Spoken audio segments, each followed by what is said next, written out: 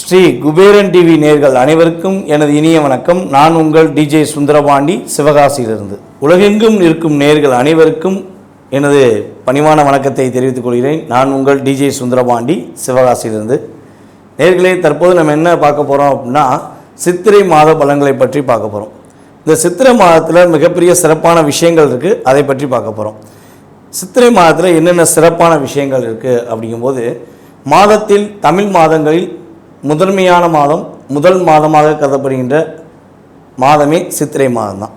இந்த சித்திரை மாதத்தில் தான் சூரியன் மேச ராசிக்குள்ளே வருகிறார்.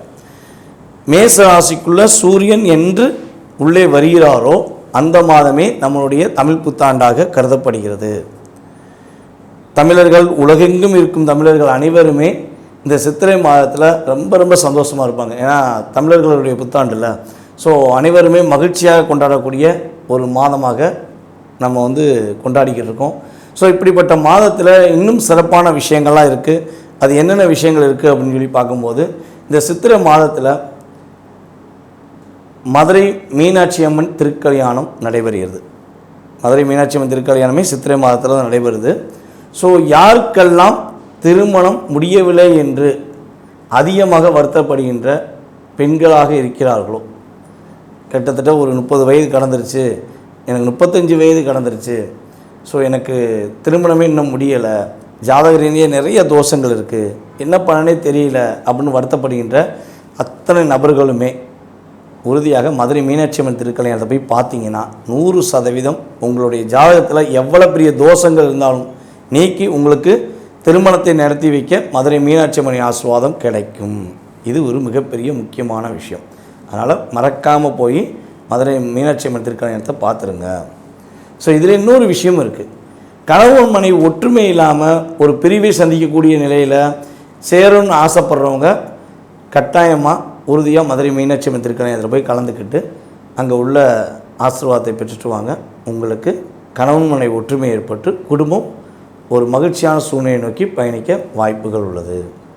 அதே போல் இந்த சித்திரை மாதத்தில் இன்னொரு சிறப்பான விஷயம் என்ன பார்த்திங்கன்னா, மதுரையில் கள்ளழகர் ஆற்றில் இறங்குவார். இந்த வைபோகம் பார்க்க அத்தனை மக்களுமே கூடியிருப்பாங்க. அந்த அழகர் ஆற்றில் இறங்குனாலே மதுரையை குலுங்கும், அப்படியே நிற்க கூட இடம் இருக்காது. ஆனால் அந்த இடத்துல போய் நீங்கள் நிற்கணும். நிற்க இடம் இல்லாட்டியும் பரவாயில்ல, நான் போய் அழகரை பார்ப்பேன், அவர் ஆற்றில் இறங்குறத பார்ப்பேன் அப்படின்னு சொல்லி யாரெல்லாம் மனதார போய் வழிபாடு செய்கிறீர்களோ அவர்களுடைய மனதில் உள்ள கஷ்டங்களை நீக்கி, கவலைகளை நீக்கி, உடலில் உள்ள வியாதிகளை நீக்கி கள்ளழகரின் அபிஷேகம் உங்களை வெற்றி பெற வைக்கும். அவருடைய ஆசீர்வாதம் உங்களுடைய சகல விதமான கஷ்டங்களை நீக்கி உங்களை வெற்றி பெறுவதற்கான ஒரு அற்புதமான ஒரு சிறப்பான செயல்பாடு. ஸோ மறக்காமல் மதுரை கள்ளழகர் நிகழ்ச்சியில் போய் கலந்துக்கோங்க. உங்களுடைய கவலைகள் எல்லாம் மறந்துடும். இது சித்திரை மாதத்தில் இன்னொரு சிறப்பு. அதுக்கு அடுத்தபடியாக பார்த்தீங்கன்னா, சித்திரை மாதம் சித்ரா பௌர்ணமி அன்று நம்மளுடைய சித்திரகுப்தர் பிறந்த நாள். அவர் தான் நம்மளுடைய வாழ்க்கையின் விதிகளை கணக்குகளாக எழுதக்கூடிய ஒரு நாயகன். ஸோ அவரே பார்த்திங்கன்னா சித்ரா பௌர்ணமி என்று தான் பிறந்திருக்காரு. ஸோ இந்த அற்புதமான நாளில் நீங்கள் மறக்காமல் உங்களுடைய வீட்டின் அருகில் இருக்கின்ற முருகன் கோவிலில் சென்று மனசார வழிபாடு செஞ்சீங்கன்னா, முதல் விஷயம் என்னென்னா, உங்களுக்கு வராத கடன் வந்துடும். நீங்கள் எங்கேயா கடன் கொடுத்துருந்தீங்க, அந்த கடன் வரல, கொடுத்த காசை ஏமாற்றிட்டாங்க அப்படிலாம் வருத்தப்படுறீங்கன்னா அந்த வராத கடன் உறுதியாக உங்களுக்கு வரும். இன்னொரு விஷயம், கணக்கில் ரொம்ப வீக்காக இருக்கேன், பிஸ்னஸில் இருந்தாலும் சரி படிப்பில் இருந்தாலும் சரி, நான் கணக்கில் வீக்காக இருக்கேன் அப்படின்னு நினைக்கிற யாராக இருந்தாலும் உறுதியாக அந்த சித்ரா பௌர்ணமி அன்று முருகன் கோயிலில் போய் தரிசனம் பண்ணுங்கள். பண்ணிங்கன்னா கணக்கில் நீங்கள் அதிகமான சதவீதம் பெறுவதற்கான ஒரு அற்புதமான செயல்பாடாக உதவும். இது நீங்களும் பண்ணலாம், உங்களுடைய குழந்தைகளையும் கூட்டு போகலாம். குழந்தைகளை கூட்டு போய் நீங்கள் வழிபாடு செஞ்சீங்கன்னா குழந்தைகள் படிப்பில் சிறந்து விளங்கி ஒரு சிறப்பான மாணவன் என்று பேர் வாங்கக்கூடிய ஒரு அற்புதமான செயல்பாடு நிகழும் என்பது உண்மை. இதில் இன்னொரு விஷயம் நீங்கள் 12 ராசி நேயர்களுமே கடைபிடிக்கலாம் இந்த சித்திரை மாதத்தில் முழுமையாக. என்ன விஷயம் அப்படின்னு பார்த்தீங்கன்னா, இந்த சித்திரை மாதத்தில் வெயில் நல்லா பயங்கரமாக இருக்கும். எல்லாருக்குமே தெரிஞ்ச விஷயம், வெயில் அவ்வளோ தூரம் இருக்கும். மனிதர்களாகிய நம்மளாலே இந்த வெயில் தாக்கத்தோட செயல்பாடை தாங்க முடியல. ஸோ இந்த பறவைகள் விலங்குகள்லாம் இருக்குது பார்த்திங்களா, அவங்களாம் என்ன செய்வாங்க? அப்போ அவங்களுக்கு நீங்கள் என்ன செய்யணும்னா, பறவைகளுக்கோ விலங்குகளுக்கோ உறுதியாக டெய்லி ஏதாவது பறவைகளுக்கு நீங்கள் தண்ணீர் வந்து வச்சிடணும். வீட்டில் மாடியிலையோ இல்லை வெளியவோ தண்ணீர் வந்து வைக்கணும். அது வந்து விலங்குகள் சாப்பிட்டாலும் சரி, விலங்குகள்னால் நாய் பூனை அதே மாதிரி விலங்குகள் சாப்பிட்டாலும் சரி, அல்லது பறவைகள் தண்ணி குடித்தாலும் உங்களுடைய சகலவிதமான தோஷங்கள் நீங்கக்கூடிய ஒரு அற்புதமான மாதமாக கருதும். நீங்கள் இந்த செயலை செஞ்சீங்கன்னா உங்களுடைய தோஷங்களில் குறைஞ்சது ஒரு 60-70% நீங்கிறது நிதர்சனமான உண்மை. ஏன்னா அவங்களே தண்ணி எங்கடா கிடைக்கும்னு சொல்லி அலைவாங்க. ஸோ நீங்கள் அந்த தாகத்தை தீர்க்கும் பொழுது உங்களுடைய வாழ்க்கையில் நல்ல மாற்றங்களை நீங்கள் உறுதியாக உணர முடியும் என்பது நிதர்சனமான உண்மை. ஸோ அனைவருமே 12 ராசி நேயர்களுமே இதனை கடைபிடிக்கலாம். இப்போ நம்ம அடுத்து இன்னொரு விஷயம் பார்க்க போகிறோம். இந்த சித்திரை மாதத்தில் உள்ள கிரக நிலைகள் என்ன, சித்திரை மாதத்தில் என்னென்ன கிரகங்கள் எந்தெந்த ராசியில் அமர்ந்திருப்பாங்க அப்படின்னு சொல்லி பார்ப்போம். அதாவது நவகிரக நாயனாக கருதப்படுகின்ற சூரிய பகவான் மேச ராசிக்குள்ளே அமர்ந்திருக்கிறார். அதுக்கடுத்தபடியாக ரிஷப ராசியில் குரு பகவானும், கடக ராசியில் செவ்வாய் பகவானும், கன்னி ராசியில் கேது பகவானும், கும்ப ராசியிலிருந்து மீன ராசி நோக்கி ஆல்ரெடி சனி பகவான் பயணம் செஞ்சிட்டார். அப்போ மீன ராசியில் சனி பகவானும், சுக்கிர பகவான், புதன் பகவான், ராகு பகவான், கிட்டத்தட்ட 8 கிரகங்களை பார்த்துட்டோம். 9ஆம் கிரகம் என்று கருதப்படுகிற சந்திரன் கிட்டத்தட்ட 2.5 நாளுக்கு ஒருக்க நகர்வதனால் சந்திரன் மட்டும் மென்ஷன் பண்ணல. ஸோ இந்த கிரக அமைப்புகளை வைத்து 12 ராசி நேயர்களுக்கும் என்னென்ன மாற்றங்கள் ஏற்பட போது, என்னென்ன முன்னேற்றங்கள் ஏற்படுங்கிறத நம்ம வாங்க வீடியோக்குள்ள. மிதுன ராசி அன்பர்களுக்கு சித்திரை மாதத்தில் ஏற்படுகின்ற மாற்றங்கள் என்ன, இந்த சித்திரை மாத பலன்கள் மிதுன ராசிக்காரங்களுக்கு என்ன ஒரு அற்புதமான சூழ்நிலைகளை தரப்போகுது அப்படின்னு சொல்லி பார்க்க போகிறோம். அதாவது இவ்வளோ நாட்களாக நீங்கள் என்னெல்லாம் கஷ்டப்பட்டீங்க, எவ்வளோலாம் கவலைப்பட்டீங்கன்னு சொல்லி உங்கள் கூட இருக்கவங்களுக்கு யாருக்குமே புரிஞ்சுக்கிற தன்மை இல்லாமல் இருந்திருக்கும். உனக்கென்ன நீ கொடுத்து வச்சவ, உனக்கென்ன நீ கொடுத்து வச்சவன்ப்பா, நீ ரொம்ப சந்தோஷமாக இருக்க, நீ எதை பற்றியும் கவலைப்பட மாட்டீங்க, உன்னால் எல்லாமே முடியுது அப்படின்னு வார்த்தைகளால் உங்களை என்ன பண்ணியிருப்பாங்கன்னா நிறைய புகழ்ச்சி, வஞ்ச புகழ்ச்சி அணியினால் உங்களை லாக் பண்ணியிருப்பாங்க. கந்திஷ்டி யாருக்கு இருந்துச்சோ இல்லையோ, நம்முடைய மிதுன ராசிக்காரங்களுக்கு கந்திஷ்டி அதிகமான தாக்கத்தை கொடுத்துருக்குங்க. நீங்கள் ரொம்ப ரொம்ப தாக்கம். கடந்த காலங்களில் வந்து கந்திஷ்டினால் பாதிக்கப்பட்டதில் முதன்மையான ஆள் நீங்கள் தான். அவ்வளோ தூரம் உங்களுக்கு கந்திஷ்டி இருந்திருக்கு. ஸோ இந்த கந்திஷ்டி, கவலை, போராட்டம் அனைத்தையும் தூக்கி எறிஞ்சிட்டு மகிழ்ச்சியான ஒரு சிறப்பான மாதத்தை நோக்கி நீங்கள் பயணிக்கக்கூடிய ஒரு காலகட்டமாக இந்த சித்திரை மாதம் உங்களுக்கு உறுதியாக இருக்கும். கவலைப்படவே வேண்டாம். உங்களுடைய முயற்சிகள் அனைத்தும் வெற்றி பெறும், தடைகள் இல்லாமல் வெற்றி பெறுங்க. ஏன்னா உங்களுடைய ராசிக்கு 3ஆம் இடத்த அதிபதியான சூரியன் உங்கள் ராசிக்கு 11ஆம் இடத்துல போய் உச்சம் பெறுறார்.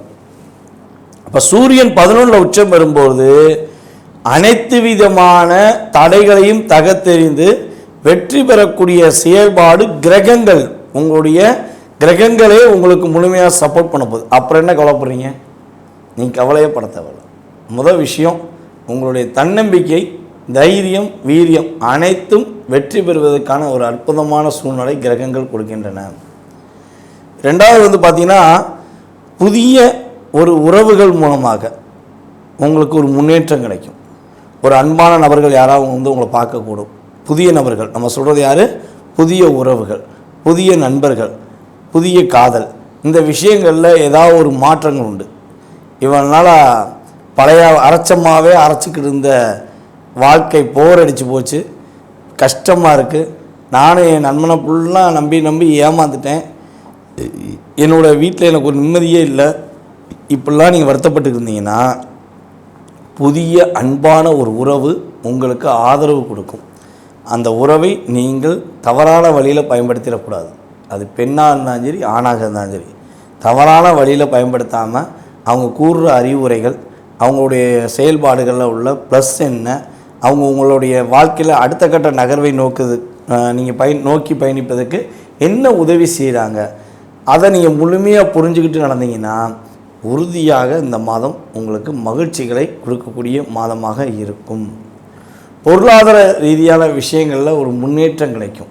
அதுவும் பொருளாதாரத்திலே பார்த்திங்கன்னா அரசாங்கம் மூலமாக உங்களுக்கு ஒரு மாற்றங்களை பெறக்கூடிய ஒரு சிறப்பான மாதங்க. நீங்கள் அரசாங்க வேலைக்கு ட்ரை பண்ணிக்கிறீங்கன்னா இந்த மாதத்தில் முழுமையாக முயற்சி எடுங்க, வெற்றி பெறுவீங்க. அரசாங்க வேலையில் இருக்கிறவங்களுக்கு பதவி உயர்வுக்காக முயற்சி எடுக்கிங்கன்னா உங்களுடைய மேல் அதிகாரிகிட்ட இனிமே பேசுங்க. இந்த சித்திரை மாதம் பிறந்த பிறகு உங்களுடைய மேல் அதிகாரிகிட்ட கொஞ்சம் அன்பாக தயவு கூர்ந்து அப்படிங்கிற வார்த்தையை பயன்படுத்தி நீங்கள் செயல்பட்டீங்கன்னா உறுதியாக உங்களுக்கு பதவி உயர்வு கிடைக்கும். இன்னொரு விஷயம், பொருளாதார விஷயங்களை மட்டும் நீங்கள் கொடுத்து வேலையை வாங்கிடக்கூடாது. அரசாங்க வேலையில் நேர்மையான முறையில் நேர்மையான விஷயங்களை நீங்கள் கரெக்டாக செஞ்சிட்டிங்கன்னா உங்களுக்கு லாபம் உண்டு, அரசாங்க வேலை உண்டு. ஸோ அரசாங்க வேலைக்காக பணத்தை கொடுத்து வாங்கிறது அல்லது அரசாங்க வேலையிலே பதவி உயர்வுக்காக பணம் கொடுத்து வாங்கக்கூடிய முயற்சிகள் ஏதேனும் செஞ்சீங்க அப்படின்னா கிரகங்கள் உங்களை லாக் பண்ணிடும், நீங்கள் மாட்டிக்கிடுவீங்க. ஸோ கவனமாக இருங்க. அதுக்கடுத்தபடியாக இந்த மாதத்தில் நீங்கள் இன்னொரு விஷயத்தை சிறப்பாக செய்யலாம். அதன் மூலமாக மகிழ்ச்சியை பெறக்கூடிய ஒரு செயல்பாடு உறுதியாக உண்டு. ஸோ என்ன விஷயம் அப்படிங்கும்போது, உங்களுடைய மூத்த சகோதர சகோதரிகளுடைய வாழ்க்கையில் நீங்கள் ஒரு ஒளிவிளக்காக இருக்கலாம். இவனால் உங்களை கண்டாலே பிடிக்கலை, நீ எது சொன்னாலும் எனக்கு பிடிக்கலை அப்படின்னு சொல்லி உங்களுடைய மூத்த சகோதர சகோதரிகள் உங்களை ஒதுக்கி வச்சுருந்துருக்கலாம். ஸோ அல்லது உங்களை பயன்படுத்தி உங்களை ஏமாற்றத்தை கூட கொடுத்துருக்கலாம். ஸோ இந்த நிலை மாறப்போகுது. உங்களுடைய மூத்த சகோதர சகோதரிகள் உங்களுக்கு உதவிகரமாக இருக்க போகிறாங்க. ஸோ அவங்களுடைய வாழ்க்கையிலுமே ஒரு ஒளிவட்டம் கிடைக்கும். அவங்க ஏதாவது கவலைகள்லையோ கஷ்டங்களையோ ஒரு இணை புரியாத ஒரு போராட்டங்களை இருக்காங்கன்னா அந்த போராட்டத்துக்கு சரியான தீர்வை சூரிய பகவான் மூலமாக அவர்கள் முழுமையாக அடைந்து விடுதலையாகி வெற்றி பெறுவார்கள். விடுதலைனா ஜெயிலுக்குள்ளே இருந்தால் தான் விடுதலை கிடையாது. ஸோ ஜெயிலுக்குள்ளேருந்து வெளியே வந்தாலும் விடுதலை தான். ஸோ மேபி உங்களுடைய வாழ்க்கையில் நடக்கின்ற போராட்டத்திலேருந்து நீங்கள் விடுதலை பெறுவீங்க, அவங்களும் விடுதலை பெறுவாங்க. ஸோ அந்த அற்புதமான செயல்பாடு இந்த மாதத்தில் ஏற்பட போகுது. இந்த மாதத்தில் நீங்கள் கவனமாக இருக்க வேண்டிய விஷயம் என்னென்னா, அடுத்தவங்களுடைய விஷயங்களை தலையிடவே கூடாது. ஏன்னா அவங்க ராசிக்கு 2ஆம் இடத்துல செவ்வாய் நீசமாயிட்டார். ஸோ எங்கேயாவது முந்திரி கூட்டம் மாதிரி போய் வாக்கு கொடுத்தீங்க அப்படின்னா நீங்கள் மாட்டிக்கிடுவீங்க. ஸோ அதே போல் அடுத்தவங்களுடைய குடும்ப விஷயங்களையும் தலையிடக்கூடாது. ஏதாவது பக்கத்து வீட்டில் ஒரு சண்டை நடந்துக்கிருக்குன்னா நீங்கள் போய் பேசி தீர்த்திடலாம், நம்ம பேச்சாற்றல் மூலமாக அவங்கள எப்படியா புரிய வச்சிடலான்னா அவங்க அப்படியே சேர்ந்துட்டு உங்களை டாக்டர் பண்ணிடுவாங்க. ஸோ அதனால் கொஞ்சம் கவனமாக இருங்க. உங்களுடைய தாயாருடைய உடல் ஆரோக்கியம் விஷயங்களில் இந்த மாதம் எண்டு வரையுமே கொஞ்சம் கவனம் செலுத்தணும், நிதானமாக இருக்கணும். ஸோ ஏதாவது மருத்துவ செலவுகள் வருதுன்னா அதற்கான மருத்துவர் தானா என்பதை முழுமையாக தெரிஞ்ச பிறகு நீங்கள் போய் தலையிடுவது நல்ல மாற்றம் உண்டு. உங்களுடைய பொருளாதார விஷயங்களில் உங்களுடைய வாழ்க்கையில் அடுத்த கட்ட நகர்வுக்குரிய விஷயங்களில் இந்த மாதம் உங்களுக்கு முழுமையாக கிரகங்கள் ஒத்துழைப்பு கொடுக்கும். இந்த மாதத்தில் பார்த்திங்கன்னா மகிழ்ச்சி கொஞ்சம் ஒரு 50% இருக்குன்னா உறுதியாக பொருளாதாரம் சிறப்பான செயல்பாடு, அடுத்த கட்ட நகர்வு, பதவி உயர்வு, இந்த 3-4 விஷயங்களுமே உங்களுக்கு 80% இயங்கும். அப்போ 100%த்தில் பல நபர்களுக்கு 80% இந்த கிரக அமைப்பும், பல நபர்களுக்கு நம்மளுடைய மிதுன ராசிக்காரங்களும் 50% இந்த அமைப்பும் ஏற்படுவதற்கான சூழ்நிலைகள் கிரகங்கள் கொடுக்கின்றன. உங்களுடைய குடும்பத்தில் உள்ள குடும்ப உறுப்பினரிடம் உணர்ச்சிசப்படாமல் பேசுங்க, உணவுபூர்வமாக பேசுங்க, பொறுமையாக பேசுங்க. ஸோ அப்படி பேசுனீங்கன்னா பிரச்சனை கிடையாது, குழப்பம் கிடையாது, கவலை கிடையாது. கொஞ்சம் உணர்ச்சிசப்பட்டு பேசிட்டிங்கன்னா அவங்க மூலமாக சில மன அழுத்தங்களை சந்திக்கக்கூடிய சூழ்நிலைகள் வந்துடும். உங்களுடைய இளைய சகோதரர் மூலமாக ஒரு ஏற்றத்தை சந்திப்பீங்க. உங்களுடைய மூத்த சகோதரர் மூலமாக சில சர்க்களை சந்திப்பீங்க. அப்போ மூத்த சகோதரர்கிட்ட கொஞ்சம் கவனமாக இருங்க. இளைய சகோதரர் உங்களுக்கு உதவியாக இருப்பார். ஸோ உங்களோட வயது குறைந்தவர்களிடம் இந்த மாதத்தில் நீங்கள் கொஞ்சம் நெருங்கி பழகலாம், அதாவது அன்பாக பாசமாக பழகலாம். ஸோ அப்படி பழகுவது மூலமாக உங்களுடைய வாழ்க்கையில் என்னென்ன மைனஸ்லாம் இருந்துச்சுங்கிறத நீங்கள் ஈஸியாக கண்டுபிடிச்சிடுவீங்க. இப்போ அவங்க கூட வேலை பார்க்குறாங்க, ஸோ அவங்க என்ன நினச்சிக்கிருப்பாங்கன்னா உங்கள்கிட்ட போய் சொல்லவா, ஸோ இவங்க கொஞ்சம் பெரிய ஆளாக இருக்காங்களே, நம்ம சொல்லி நம்மளை தப்பாக எடுத்துக்கிடுவாங்களோ அப்படிலாம் நினச்சி கூட உங்களுடைய அடுத்த கட்ட முயற்சிக்கான விஷயத்தில் அவங்க மனசுக்குள்ளே வச்சுக்கலாம், வெளியே சொல்லாமல் இருக்கலாம். ஸோ இந்த மாதத்தில் அவங்க வெளியே சொல்லி உங்களுடைய முயற்சிகளில் உள்ள தடைகளை நீக்கி நீங்கள் வெற்றி பெறுவதற்கான அமைப்பை முழுமையாக கொடுப்பார்கள். அதில் எந்த மாற்றமும் கிடையாது. ஸோ உங்கள் லக்னாதிபதி சுக்கிரனுடன் சேர்ந்து இணைந்து உங்களுடைய ராசிக்கு 10ஆம் இடத்துல அமர்ந்திருக்கனால இந்த மாதம் மட்டும் புதிய தொழில் துவங்குவதை முற்றிலும் தவிர்ப்பது ரொம்ப நல்லது. ஸோ ஏன்னா உங்களோட ராசிக்கு 12ஆம் இடத்த அதிபதி மற்றும் உங்களுடைய ராசிக்கு 5ஆம் இடத்த அதிபதி என்று கருதப்படுகின்ற சுக்கிரன் உங்களுடைய ராசியின் அதிபதியோடு சேர்ந்து மீனத்தில் அமர்ந்திருக்கார். ஸோ அவருடன் சேர்ந்து பார்த்திங்கன்னா சனி பகவான் அமர்ந்திருக்காரு, ராகுவும் அமர்ந்திருக்காரு. ஸோ இந்த காலகட்டங்களில் வந்து பார்த்திங்கன்னா புதிய முயற்சிகளை துவங்குவதை நிறுத்திக்கொள்ள வேண்டும். ஒரு புதுசாக யாராச்சும் ஒருத்தவங்க வர்றாங்க, வந்து இந்த தொழில் பண்ணிடுங்க, ஸோ உங்களுக்கு லாபம் வரும், இந்த புதிய தொழிலில் இவ்வளோ பிரம்மாண்டம் இருக்கும், இது அப்படியே லேப்டாப்பில் அப்படியே இல்லை ஃபோன்லேயே அப்படியே காமிப்பாங்க. இல்லை இன்ஸ்டாகிராம் ஃபேஸ்புக்கெலாம் வந்தோம்னா புதிய வேலைவாய்ப்பு, புதிய பிஸ்னஸ், அது இது நிறையா வருது. ஸோ அதை கண்டு நம்பி ஏமாந்து விடக்கூடாது. ஒரு தடவைக்கு 2-3 தடவை நல்லா செக் பண்ணிவிட்டு அவசரப்படாமல் செயல்பட்டிங்கன்னா உங்களுடைய வாழ்க்கையில் இந்த மாதத்தில் மாற்றங்களும் முன்னேற்றங்களையும் நீங்கள் உறுதியாக சந்திப்பீர்கள் என்பது நிதர்சனமான உண்மை. ஸ்ரீ குபேரன் டிவியை பார்த்தமைக்கு நன்றிகள். மேலும் இது போன்ற தகவல்களை தெரிந்து கொள்ள ஸ்ரீ குபேரன் டிவியை சப்ஸ்கிரைப் செய்யுங்கள். மறக்காமல் பெல் ஐக்கானை கிளிக் செய்யுங்கள்.